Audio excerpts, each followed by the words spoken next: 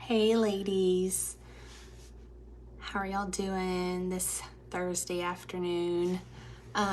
So like I said in my post just a few minutes ago, I'm really sorry that it's kind of later in the day. I usually try to post like during school hours or earlier in the day. That way, the video is just on here and you ladies can just watch it when it's convenient for you. But I have started substituting for the Russ School District, and I was at one of the schools today. So I did not get home until 3:45 and have all my kids, and it's just kind of been a crazy day, crazy afternoon. And so here I am. As soon as I could get to it, we're doing it. So yeah, there we go.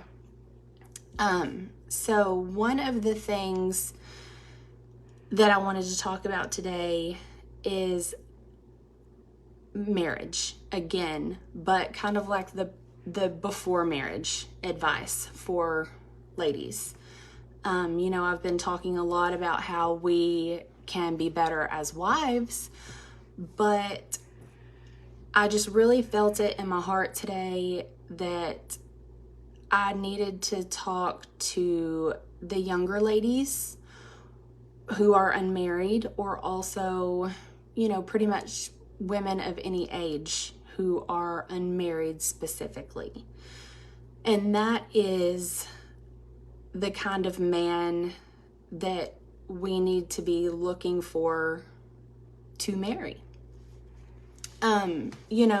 We can sometimes get really distracted in the days of social media by, other people's highlight reels, and we can get caught up and just notice the flowers and the date nights and the gifts and the vacations and,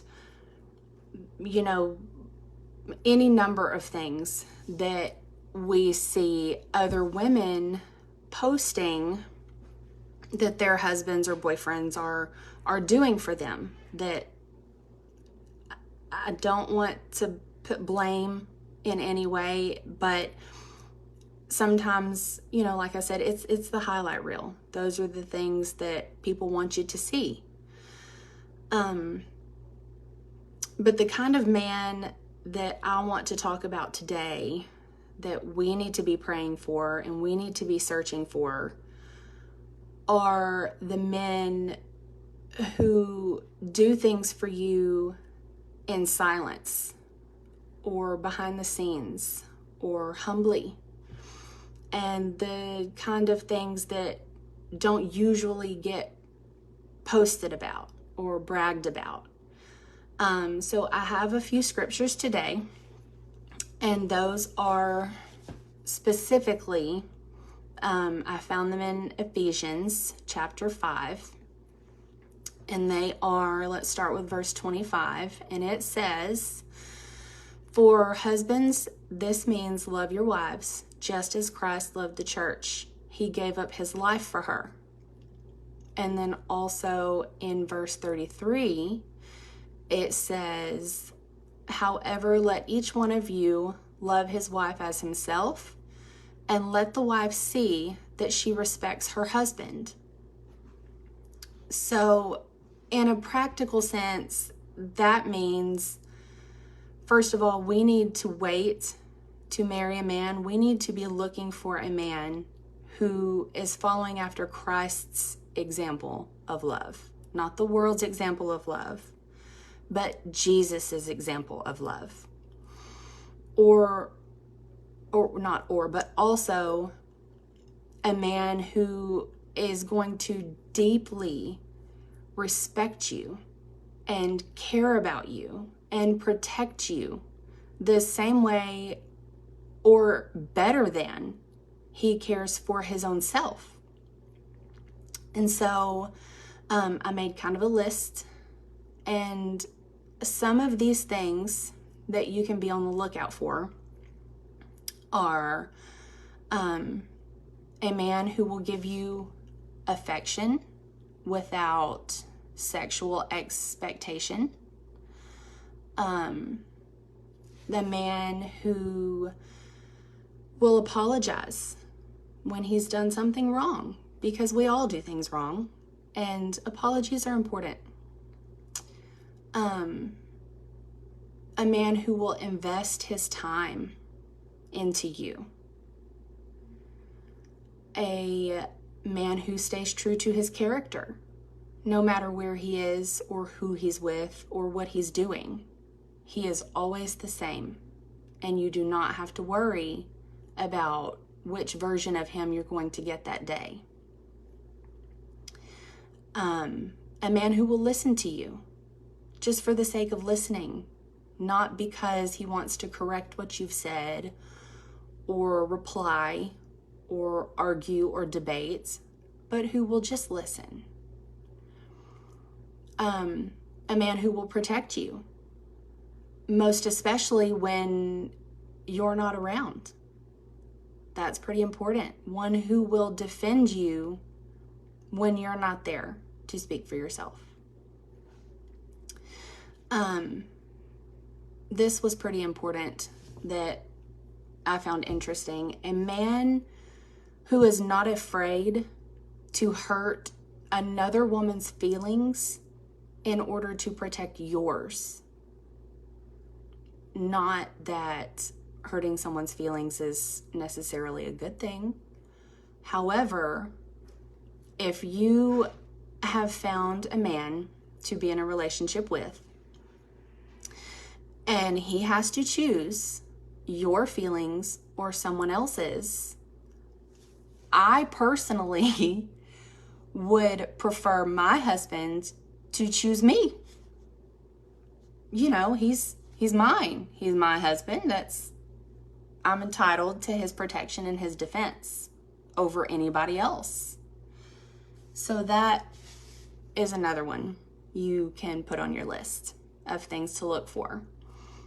A man who will wake up every day and look for a new way to love you or treasure you or cherish you or delight you and just generally just bring you joy. One who is looking for ways to do that for you. Find a man who makes church a priority. That's a big one. Huge. Make sure that when you are looking for someone to commit the rest of your life to, find a man who has a community of people, a church, a family, who is encouraging him to seek after God and to follow Jesus's example of love. Not just the boys that he's always had his whole life, who, you know, the bros. Not those, the ones who are just down for anything, whatever it is, just trash talking, hanging out, all of that. A man who will go to a spirit-filled church and listen and apply what he learns to his life, to better his life, so that he can better yours. That's a big deal. A man who just continually shows effort. You know, when we get into a relationship with someone, oftentimes both parties tend to slack up. You know, you think, oh, well, I'm married, I'm in a relationship, whatever. I don't have to try so hard anymore. It's not that big of a deal. We're committed. I'll just kind of coast along and not worry about it. That's not the case. You need to find a person to partner with and commit to and marry who will never stop showing effort, who is committed to always getting better every day, no matter how long you have been in this relationship, no matter how long you have been in your marriage, there is always room for improvement. So find that man and marry him.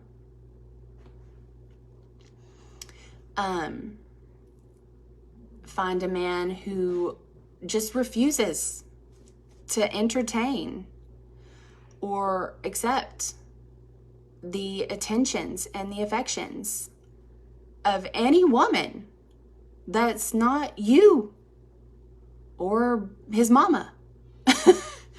You know,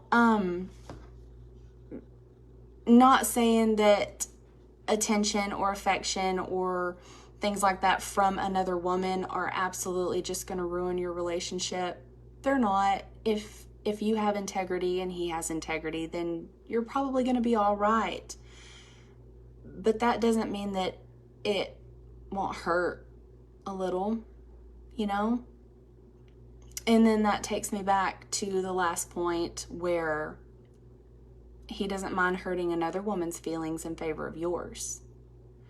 So find a man who refuses to just entertain a woman that is not you, the one that he's committed to, the one that he says he loves, the one that he has pledged that to.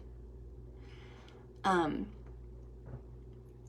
man who will stay true to his intentions no matter what gets in the way, the one who's going to follow through. If he gives you his word and he says, I will do this, then the one that sticks by that.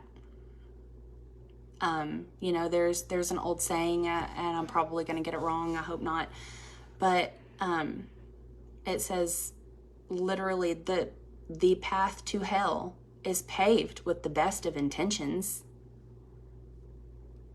You know, we can have the best intentions for the whole rest of our lives. Intentions are not going to make or break who we are or what we do. It is our actions that dictate who we really are. Not what we meant to do, not what we had planned on doing, but what did we actually do. So, a man who stays true to those intentions and he keeps them. A man who will respect your wishes. Now, that does not mean you get absolutely everything you want every day. However, it is important to allow each other to influence. So, you know, we are big fans at Covenant Church of a properly ordered and aligned and structured family. And we say that the husband is the head of the home and he is the one who answers for his family. But sometimes we as women just have a different take. We just have a different perspective. Maybe they're wanting to just run in a rage and be super harsh with a situation and just fight the enemy with their fists. That might not be the best way. Maybe you are coming at it from a more tempered aspect, a more emotional angle, a more loving way. So find a man who will pause and just consider your advice, you know, because sometimes we're right. And that matters. And it takes you a long way in making you feel like you're a top priority when you're listened to. Sorry about that. A man who will ask you about your day and then listen how it actually went. One who asks about your day because he cares about the answer, not because he's obligated to ask you. One who will care about what you say and who will stop and listen to how it went. A man who makes you feel like a priority and not an option, not a second choice, second fiddle, back burner. One who makes you feel like you are a priority. So find a man who is willing to put in the effort and the time and the attention, and who makes you feel like not that giving you the world is the most important thing, because it's not, but one who makes you feel like you're the only woman in the world and that you don't have to question that. That was my next point, but I just combined it into that one. Wait for and find a man and marry the one who is not going to let you go to sleep at night wondering whether or not you still matter or whether or not you are important to him in his life, in his world. So, I know that sounded kind of weird and it's just a list of things that we're shopping for, basically. That sounds kind of shallow. I don't mean it to be shallow. But these are absolutely a list of principles that you can look for in someone to spend the rest of your life with. So I'm telling you, young ladies, unmarried women, be patient and pray for and wait for the man that God intended for you.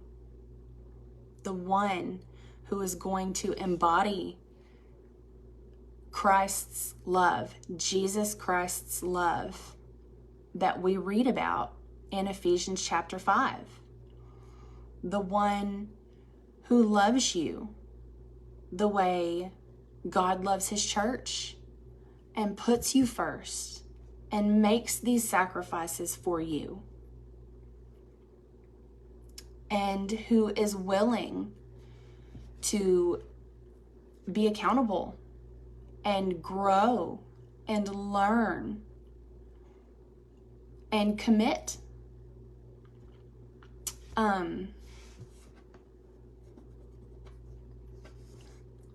Because we can get distracted and sidetracked, like I said at the beginning, and we can get caught up and just put on a pair of these rose-colored glasses and be completely convinced that because he brings us candy and he brings us flowers and he does all of these dramatic, over-the-top, fancy things, that he has to be the one, right? That may be true. However, do not underestimate and don't overlook the man who embodies these traits: the patience, the commitment, the affection, the protection, his commitment to following God's principles, his commitment to putting you first. Do not sell out for anything less than what God has intended for you.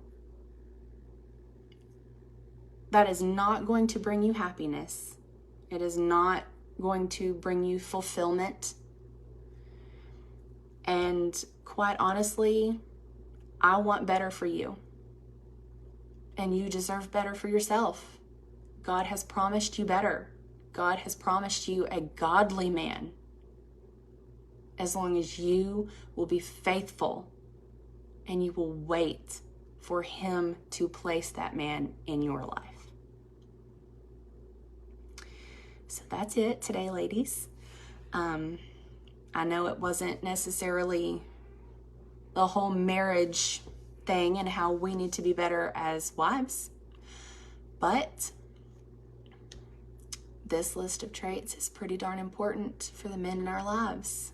And I want to say real quick that if your husband is embodying these principles, point them out and tell him thank you and be grateful and show him some love and appreciation for his commitment.